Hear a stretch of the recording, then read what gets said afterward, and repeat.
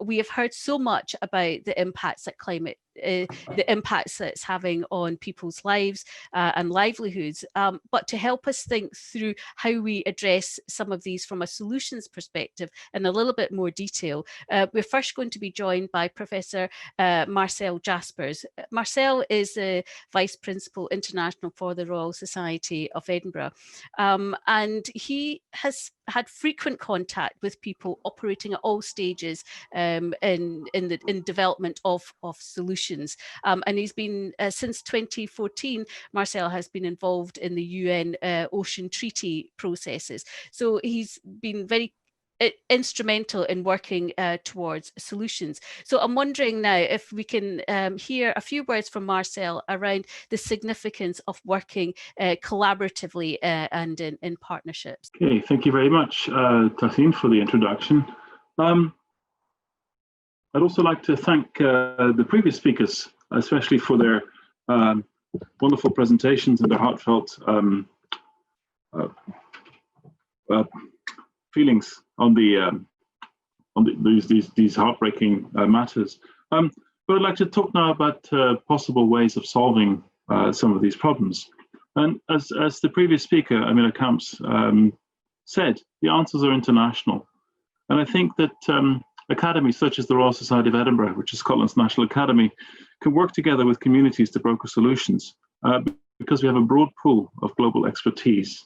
And as you can see here, the initial statement that I'm making here is the, I'm trying to get this out of the way. There we go. It's this idea of transforming lives through the advancement of learning and useful knowledge.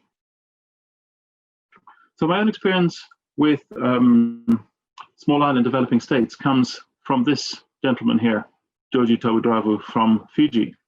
And he wrote me a letter in 1998 saying he would like to come and do research in Aberdeen. He'd heard about my research and was keen to work with me on discovering the beneficial properties of Fijian marine life, such as this wonderful sponge here, for the potential production of drugs.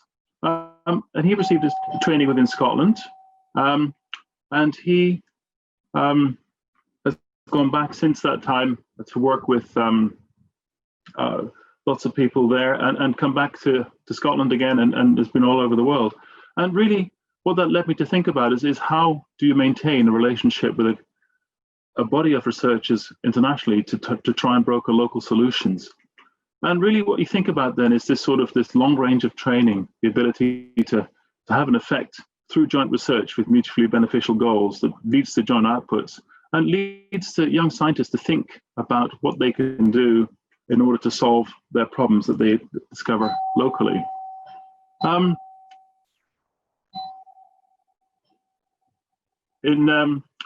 One of the aspects I've been very keen on recently is this idea of inclusive innovation to address global challenges, and this idea is really to work with communities to identify local issues, to use local resources and local talent to solve those problems, and then to have a virtuous cycle where that local talent identifies further local issues to solve using local resources.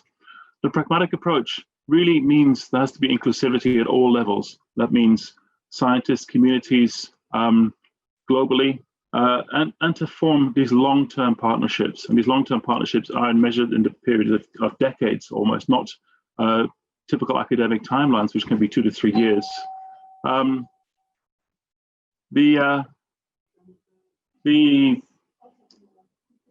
The other thing is to recognize the fact that the small island developing states have unique needs, and that we have to consider those very carefully when we are setting up research partnerships.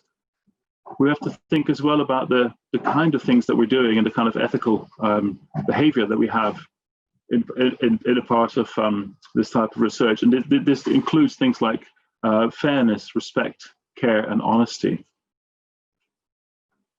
An example of something that happened as part of the work that I've been doing with Fiji was the fact that Georgie went back to Fiji, to his village there, and wanted to work with other people from the village who'd gone away and come back again to work on different things, conservation, animal health protection, drug discovery, etc. And that brought back a lot of information about what had happened to these local people, what they'd done. They'd gone away and they'd come back to the village to talk about this and to try and encourage local communities to get involved in these things. It is very clear here from this, for instance, that things have happened. And I know since then, the village there has set up a sustainable hardwood forest as part of their response to climate change.